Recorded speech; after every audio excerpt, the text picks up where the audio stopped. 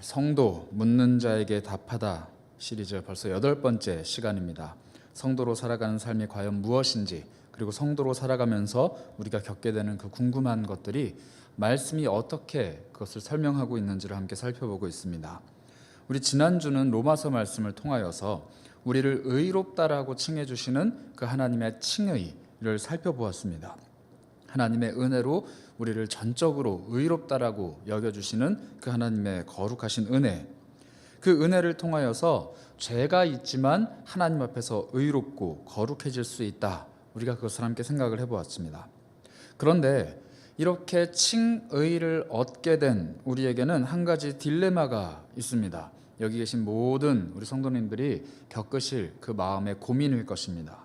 바로 하나님께서는 나를 의롭다 말씀해 주시는데 내가 바라보는 나는 결코 의롭지가 않은 겁니다. 하나님은 나를 죄가 없다 말씀하시는데 아무리 나 자신을 돌아봐도 여전히 죄가 있습니다. 하나님은 나를 거룩하다 하시는데 내 삶을, 내 심령을, 내 생각을 돌아보면 결코 거룩하지 않은 것입니다. 이것이 바로 의롭다라고 여겨짐을 받는 칭의를 얻은 사람들이 겪는 딜레마, 고민이라는 것입니다. 그렇다면 나는 왜 여전히 이렇게 의롭지 못한데 하나님은 나를 의롭다 하시는가? 그리고 반대로 하나님이 의롭다라고 말씀하신다면 나는 과연 어떻게 의로워질 수 있는가? 이 질문에 답하기 위해서 우리는 칭의 이후에 일어나는, 성도들의 삶에 일어나는 성화의 과정을 살펴보아야 합니다. 하나님께서 나를 의롭다라고 여겨주셨고 그것을 깨닫게 되는 그 순간, 다시 말하자면 예수를 믿는 순간, 예수를 경험하고 체험하는 순간, 예수를 인격적으로 만나는 순간, 내 속에 믿음이 싹 트는 그 순간부터 시작된 그리스도인의 삶, 이 삶은 내가 의로워지는 과정이고 내가 하나님의 성품에 더욱더 닮아가는 과정이며 그리스도를 닮아가는 과정, 즉 성화의 과정이라는 것입니다. 이 성화의 과정이 우리 삶에 어떻게 펼쳐지는지를 살펴봄에 따라서 우리는 칭의를 받았지만 여전히 거룩하지 못한 나의 모습과 하나님과의 이 괴리감을 극복할 수가 있습니다. 베드로후서 말씀을 통해서 이 성화의 과정을 살펴보길 원하는데요. 베드로는 믿음으로 낙담한 성도들에게 이 소망의 메시지를 계속해서 이야기합니다. 그러면서 하나님의 날에 관해서 이야기를 하는데 오늘 우리가 읽은 이 본문 바로 앞에 12절 13절에 그 하나님의 날을 이렇게 설명하고 있습니다. 하나님의 날이 임하기를 바라보고 간절히 사모하라. 그날에 하늘이 불에 타서 풀어지고 물질이 뜨거운 불에 녹아지려니와 우리는 그의 약속대로 의가 있는 곳인 새하늘과 새 땅을 바라보도다. 하나님의 날은 심판의 날입니다. 예수님이 다시 오시는 그 심판의 날에 하나님께서는 죄악이 관영하고 있는, 죄가 팽배한 이 모든 물질 세계를 하나님의 불로 다 불태워 없애버리십니다.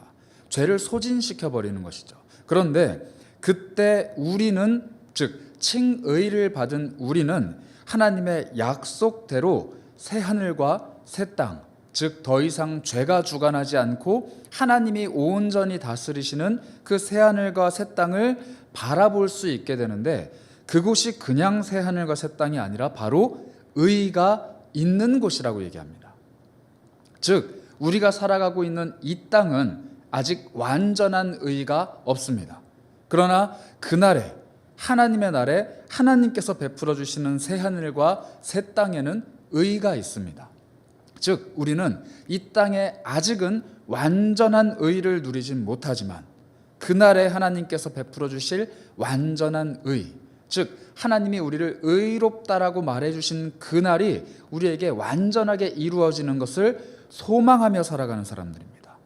즉 이 땅에서 칭의는 시작되었지만 완성되는 것은 예수님이 다시 오실 그날, 즉 그날에 우리의 의로움이 완성되고 완전히 되어진다는 것이죠.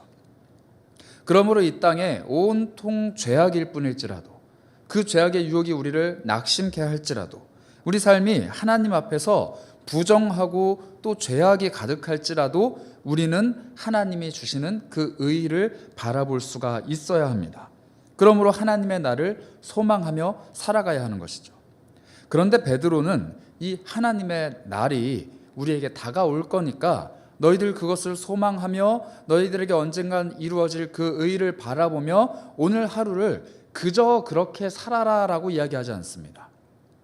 언젠가는 우리에게 의로움이 완전히 다 이루어질 거기 때문에 오늘은 그냥 되는 대로 살아라 라고 말하는 것이 아닙니다. 베드로는 14절, 우리가 오늘 읽은 본문 14절에 이렇게 이야기합니다. 그러므로 의가 있는 곳인 새하늘과 새 땅을 바라보는도다. 그러므로 사랑하는 자들아, 너희가 이것을 바라보나니 주 앞에서 점도 없고 흠도 없이 평강 가운데서 나타나기를 힘쓰라. 우리가 언젠가는 우리 삶에 이루어질 그 완전한 의로움, 그리고 그 의로움이 있는 곳인 새하늘과 새 땅이 우리 삶에 펼쳐질 것인데, 그것을 바라보기 때문에 오늘 지금 우리는 주 앞에서 점도 없고 흠도 없는 삶을 살아가기 위해서 힘써야 하는 것입니다. 언젠가는 우리에게 의가 이루어지겠지, 언젠가는 내 삶이 완전해지겠지, 언젠가는 내가 죄가 없는 상태가 되겠지 라고 막연한 기대감을 가지고 오늘 하루를 되는 대로 살아가는 것이 아니라 나에게 약속하신 그 새하늘과 새 땅 완전한 의를 오늘 내가 한 발자국 한 발자국 이루기 위해서 노력하고 힘쓰는 것, 이것이 바로 성화의 과정입니다. 이 성화의 뜻이 바로 우리를 향하신 하나님의 뜻입니다. 주 앞에서 흠결이 없는 삶, 오늘 하루 주님을 더 닮아가는 그 삶, 그것이 바로 그리스도인들이 살아가야 하는 오늘의 삶이라는 것입니다. 그런데 이 성화의 과정이 내 뜻대로 잘 되지 않습니다. 죄를 짓고 싶지 않은데 죄를 짓게 됩니다. 그리스도를 닮아가고 싶은데 그리스도가 아닌 세상을 닮아갑니다.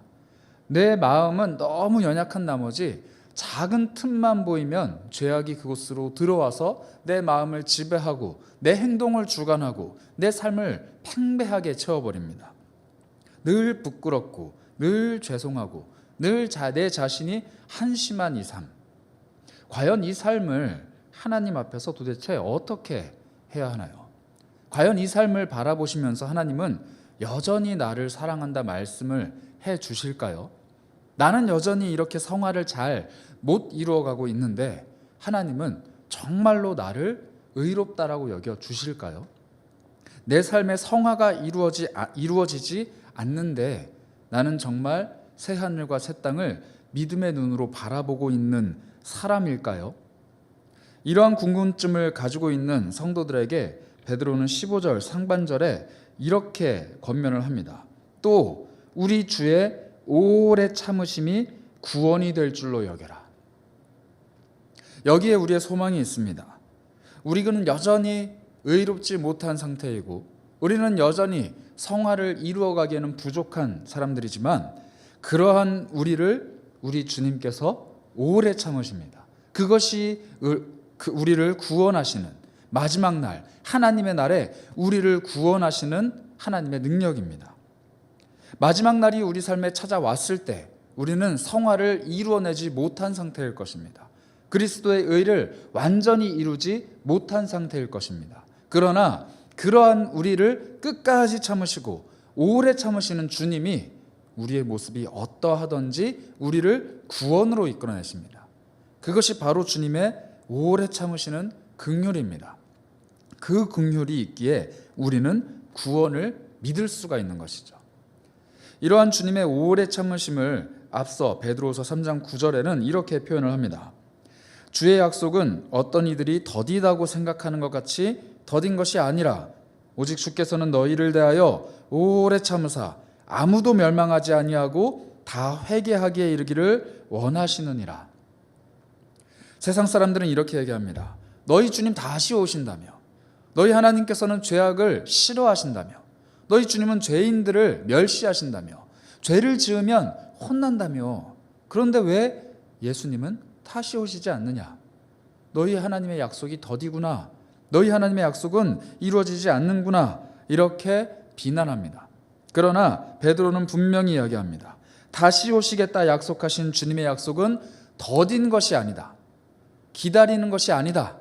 하나님께서 오래 참고 계시는 것이다. 너희들이 회개하고 돌이키기를 오래 참고 계신 것이다. 여기서 주님께서 참으시는 이 오래 참으시는 주체가 주님이십니다. 그렇다면 참으시는 그 주님의 은혜를 잇는 사람들은 누구일까요? 죄악을 회개하지 않는 모든 사람들입니다. 여기에는 성도도 포함이 됩니다. 왜냐하면 이 베드로후서를 받는 사람들이 바로 성도이기 때문입니다. 하나님께서는 하나님을 모른 채로 세상 속에서 죄악을 짓고 있는 비그리스도인들, 불신자들, 그 사람들을 향해서도 오래 참으십니다. 그러나 한편으로는 하나님을 믿음에도 불구하고 죄를 짓고 있는 사람들, 여전히 자신 속에 있는 이 죄의 정욕을 다스리지 못해서 주님의 의로움이 아니라 세상의 죄악으로 흘러들어가고 있는 그 성도들까지도 오래 참으시는 분이십니다. 그러므로 하나님의 그 오래 참으심은 성도나 성도가 아닌 자나 구별 없이 하나님의 오래 참으심은 여전히 우리를 향해 흐르고 있는 것입니다. 그러나 그 오래 참으시는 하나님의 인내를 마음으로 믿고 의지하고 그 믿음으로 주에게 구원받는 사람은 마지막 하나님의 날에 구원을 얻는 것이고, 여전히 그 오래 참으시는 하나님을 믿지 않는 사람들은 마지막 날에 죄악의 결과를 받게 되는 것입니다. 이것이 우리를 향해 오래 참으시는 바로 하나님의 모습이십니다. 여전히 죄를 이겨내지 못하는 성도들을 오래 참으시고, 그 성도들이 회개하며 돌이키는 성화의 과정을 살펴보고 계시는 분, 그리고 그 과정을 바라보며 기뻐하시는 분이 바로 하나님이시라는 것이죠. 그러므로 우리는 오래오래 참고 계시는 그 하나님의 인내가 헛수고가 되지 않도록 오늘 하루 하나님 앞에서 성화를 충실하게 이루어가야 합니다. 어제보다 더 나은 오늘의 그리스도인이 되어야 합니다. 어제보다 더 나은 오늘의 삶을 살아가야 합니다. 어제는 점이 있고 흠이 있는 삶이었지만 오늘은 조금 더 점이 없고 흠이 없는 삶이 되기 위해서 부단히 애를 써야 합니다. 그러기 위해 필요한 것은 두 가지입니다. 바로 18절에 이야기하고 있는 두 가지 것이 있습니다. 오직 우리 주 곧 구주 예수 그리스도의 은혜와 그를 아는 지식에서 자라가라. 베드로는 권면을 합니다. 그리스도의 은혜 안에서 자라가라. 이 은혜는 다양한 것들을 포함하고 있을 테지만 이 문맥적으로 이 베드로가 이야기하고 있는 이 내용 안에서 그리스도의 은혜는 분명합니다. 바로 구원입니다. 우리를 의롭다라고 말씀해 주시는 그 그리스도의 은혜, 값비싼 보혈의 피값으로 우리를 사주시고 우리에게 생명을 주신 그 그리스도의 은혜 안에서 우리는 죄에서부터 자유함을 얻고 주님의 의로움을 얻고 이제는 칭의된 하나님의 성도가 될 수 있는 것입니다. 바로 성화의 삶의 시작점이 바로 주님의 은혜로부터 시작된다는 것이죠. 그러나 이것이 끝이 아닙니다. 은혜로 시작이 된 삶은 그리스도를 아는 지식으로 자라갑니다. 그리스도를 아는 지식이란 무엇입니까? 바로 성경 말씀을 통해 하나님을 알아가는 것입니다. 나를 구원하신 분이 하나님이구나 라는 것을 깨달은 후부터 시작된 성도의 삶은 그 하나님이 어떠한 분이신지, 그리고 나에게 어떠한 것들을 요구하시는지, 내가 어떤 삶을 살아가기를 원하시는지 이 성경 말씀을 통해 끊임없이 보고 배우고 알아가야 합니다. 너무 원론적인 이야기라 말씀드리기 죄송합니다만 이 성경이 아니고서는 그리스도를 결코 알 수 없습니다. 아무리 신앙생활을 성실하게 한다고 한들, 아무리 우리가 기도에 힘을 쓰고 아무리 우리가 찬양을 열심히 한다고 한들 성경 그 자체를 바라보지 않고서는 결코 하나님을 알 수 없습니다. 그러므로 그리스도를 아는 지식에 자라가기 위해서 우리는 성경 말씀을 많이 알아야 합니다. 읽어야 하고 묵상해야 하며 그것을 내 것으로 만들어가야 합니다. 그것이 바로 우리를 자라가게 하는 것이죠. 은혜로 시작된 성화의 과정이 점점 자라가서 하나님의 의에 충만한 데까지 이르러가는 것, 그리스도를 닮아가는 것, 하나님의 뜻을 이루어가는 것, 하나님 말씀대로 살아가는 모든 삶의 원동력은 바로 그리스도를 아는 지식, 즉 말씀이라는 것입니다. 그 지식으로 날마다 주를 닮아가는 것이 바로 성화입니다. 그리스도의 은혜로 시작된 삶은 하나님의 나를 바라볼 수 있는 소망을 우리에게 줍니다. 그리고 그리스도를 아는 지식으로 자라가는 삶은 그 소망의 날까지 우리를 하나님께 더 가까이 끌고 가는 능력이 됩니다. 그러므로 우리는 그리스도의 은혜로부터 하나님께 소망을 얻고 그리스도를 아는 지식으로부터 그 삶을 살아갈 능력을 얻는 것입니다. 즉 은혜와 말씀이 우리 삶을 이끌고 가는 것이죠. 이 삶을 사도 바울은 이렇게 표현을 했습니다. 빌립보서 3장 12절부터 14절까지 말씀입니다.